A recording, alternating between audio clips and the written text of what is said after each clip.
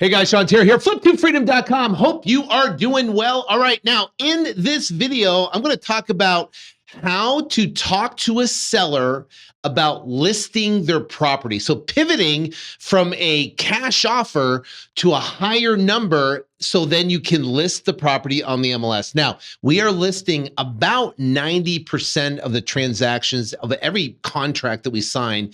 We're listing our property. That is our main method of dispoing properties. So in this video, we're going to cover that, how to talk to a seller, what to say to a seller. I'm going to show you the calculator we use, and you can start from a low number and pivot to a higher number. I'm actually also going to show you how we are able to sell a property in a population city, make $47,000 on the deal with a population of 1,090. So if you might have the question is, how do you sell these properties when there's in the middle of nowhere or these small populations?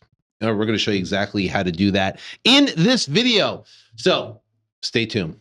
I can't take no loss. Yeah. I don't even know what it costs. Yeah, I hit the ground and it go off. Yeah, hit the ground and it go off. Yeah, run it. Ooh, I really feel it's my time. Think it's my year. Yeah. I really feel it's my time. Think it's my year. Yeah. I really feel it's my time. Think it's my year. Yeah. I really feel it's my time. Think it's my.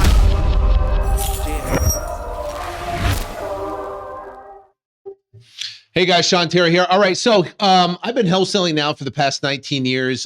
We run a national wholesaling company. We're based out of Phoenix, Arizona, and we do anywhere from 20 to 30 deals a month all over the country, and we have a rock star team that does it. So if you could do me a favor, if you want to go out there and crush it, you want to make a ton of money in this real estate market crash that's going on right now, and you want to learn how to wholesale properties and learn also how to list them on the MLS and be completely full disclosure with a seller, then do me a favor, hit the like button, hit the subscribe button. I got a lot more videos, a ton of content that I can share with you about how to go out there and crush it as a real estate wholesaler. And when it's time to pivot to actually start buying houses, doing subject twos, we talk about that as well. All right, so subject property. Let's talk about the subject property. It's right here. This is in Thornville, Ohio. It's a 3-bed, 2-bath property. Now, where's Thornville, Ohio? It's a population of 1,096. It's a little tiny town right here. And this is Thornville, Ohio. Now, most people would consider that too out of the area. So they would pass on that lead if that lead came to them. Now, we market with Google, pay-per-click advertising. We use Bing. We do direct mail campaigns across the country. But what happens is we get leads from all across the country, and they're going to be in small remote markets. And like this one of 1,090 population, most people will be like, well, I don't know what to do with that deal. We were able to make $47,000, and I'll show you how. So first off, we got to talk about negotiation. We got to talk about pricing the property right. So what we use essentially is a calculator. It's a calculator that I developed to use with my entire team. Now, when I think of a system that we're going to implement with my team, I think about how I can McDonald'ize the system and to make it to where it can be done over and over and over again without my involvement or maybe one of my other team members' involvement. As we were growing and scaling our sales team, we found that the biggest loophole is they get a deal and they go, well, what do I offer on it, right? And what do you think? And they ask me about the deal, then they ask G about the deal, then they ask another sales rep about the deal, and they go, what do you think? What do you think I should offer? What do you think I should do? And there'd be all this questioning about what should they offer on the property? And so what I did is we've got to get rid of that. We got to find a way, a calculator that we can develop that they can just punch in some numbers. It can give them some numbers, and they can make a good offer, a logical offer to the seller. So this calculator that we developed, we use for my entire sales team. Now, if there's a question, maybe it's in a hot market, maybe it's an Austin or Phoenix or Dallas or maybe parts of California, we'll have them spot check, with one of our management team about the number, if the number's right. We don't want to be too low with a seller, especially if a seller's motivated and it's a really good market. We know we can sell it quick. So we might do something like that, but 95%, maybe 90% of the time, they're using this calculator out of the gate, talking to the seller, getting contracts signed without us, without involving somebody to make a decision on what to offer the seller. The other thing too is comping a property. Right? You could take, and I've done this, believe me, I run a mastermind called Syndicate 9 Mastermind, and we've been in a room, we asked 10 people to comp a property. They all come back and they all give different numbers because they look at numbers differently. They look at the renovations differently. They just have this different perspective, and you get 10 people in a room, you give them one property, they all come up with different valuations. So we have to be able to stop that and McDonald's it, and the way to do it is using a calculator like this. So this was the calculator that one of our reps used, Renee, to comp this property in Thornville, Ohio. So she took numbers from, this is Redfin, and this was at the time when she signed it. Redfin, REI Automator, that's REI Automator gives you an estimate, and Zillow gives you an estimate. Now, these are their values. So at the time when she signed it, it was $255,000. Now, if you can see, we listed the property. So we listed in December, went pending a couple days later, and then closed the property. Actually, that's gonna be messed up, but we actually moved that pretty quickly. The property was listed, pending, and went sold fairly quickly. But the bottom line is that this is the sold price that we sold it for.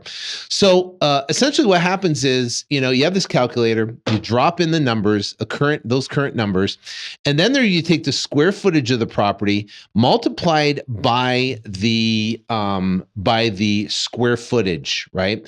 The price per square foot. Now, what we do, so you understand, is if a property is fairly in nice and clean condition, maybe it's a newer property, we put about $5 a square foot in there because it's going to need something, carpet cleaning, paint. It's going to need something in the property. Someone moves in there, they move out, they bang the doors, whatever the case may be. So you take $5 a square foot. If the property is dated, but it's, still fairly clean, we're going to use like $10 to $15 a square foot.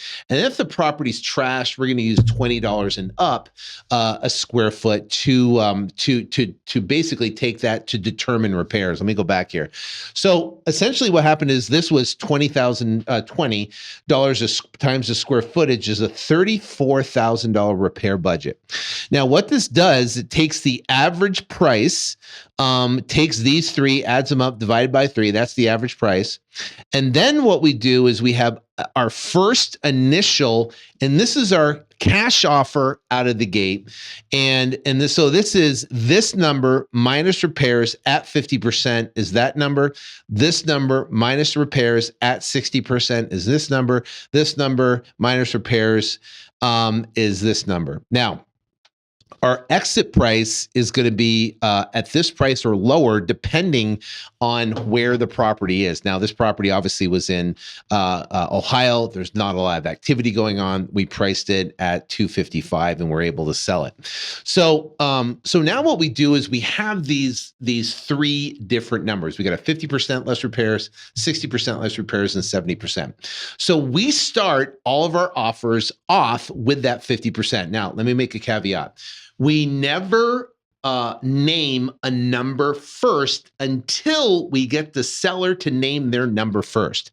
Now, some of our biggest spreads is us giving the seller exactly what they want. So for an example, we put it in the calculator, and in this particular case, the first number we look on there, right, is, $158,000. If the seller comes back and goes, hey, if you give me $160,000, it's a deal. Well, guess what? Out of the gate, you're in the money at our at a good number. So that might be something you can you can do, and you can sign it right there for that, for that number.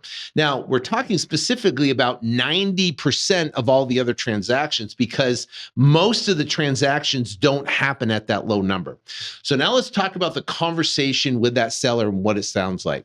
So first off, we tell the seller, we're 100% transparent, that number one, we're an investment firm. And we are here to make a profit. We're not going to live in the property. We're not going to move into the property. So our main motive to work with you, Mr. Seller, is we've got to make a profit. Now, right now, as we're sitting, we don't know specifically how we're going to make a profit. It could be from a fix and flip. It could be from a buy and hold. It could be from essentially Airbnb. Or it could be us finding a retail buyer off the MLS.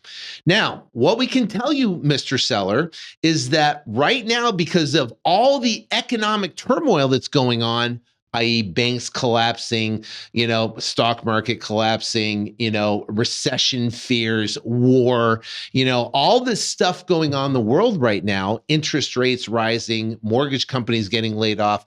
For right now, we are not actually buying and doing fix and flip and buy and hold in Airbnbs right now.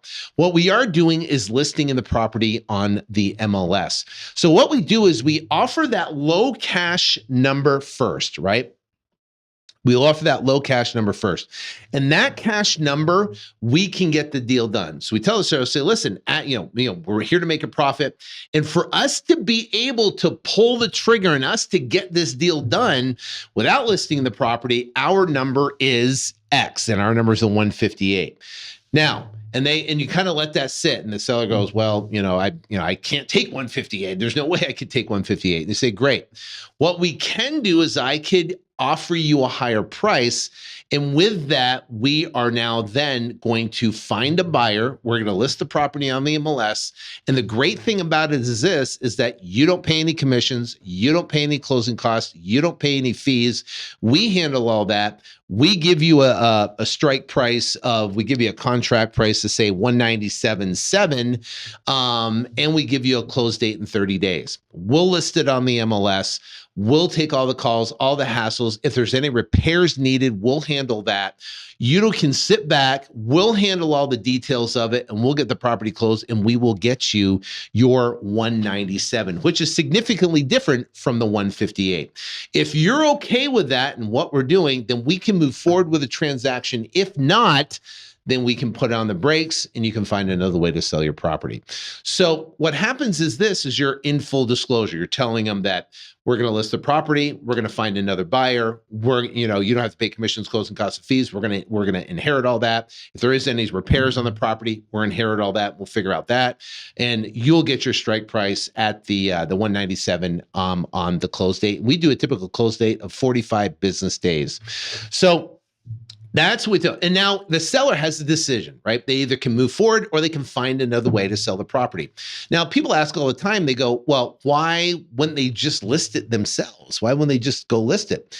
There are a lot of people that don't want to do that, right? They don't want to list it. And typically when I'm talking to a seller, I'll ask them, what are some of the things you've done to try to sell your property?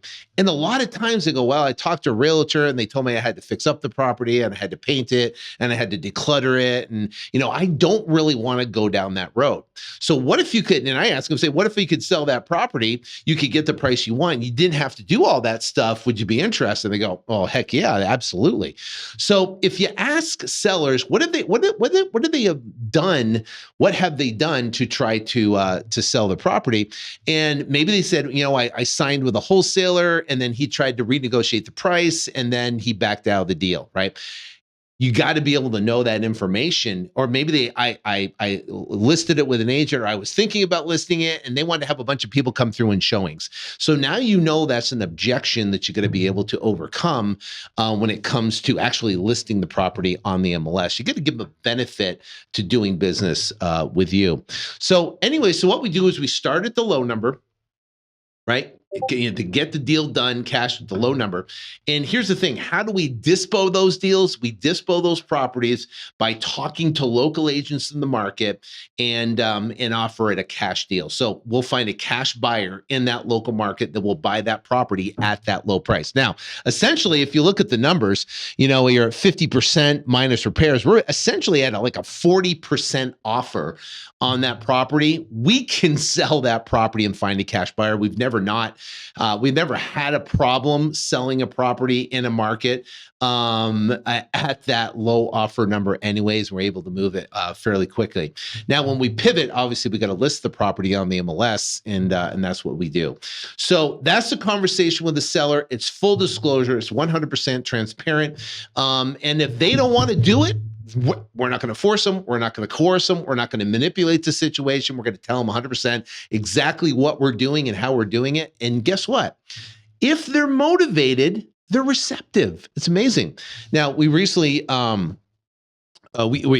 hiring obviously like crazy right now. So we have one of our new hires came in for the 2-week training. First 12 days out of the gate. First 12 days.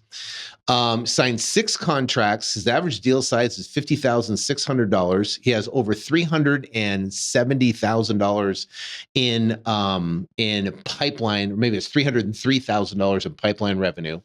And he's roughly signing about $25,000 a day in revenue out of the gate, out of our training. So we do a 14-day training through our training process, and then we cut him loose on leads, and then bam, he turned around and crushed it. $303,000 in pipeline revenue, signing 6 deals right out of the gate. So this works, doing it just like this, just like we talked about, just like we train, following the calculator. That's all he's been doing, is following the calculator, starting at a low number, pivoting to the higher number with the conditions. And the conditions are, we've got to be able to list your property. So this has been working incredibly well. Now make sure you hit the like button, hit the subscribe button, and for future videos, and I'll see you on the next video. God bless.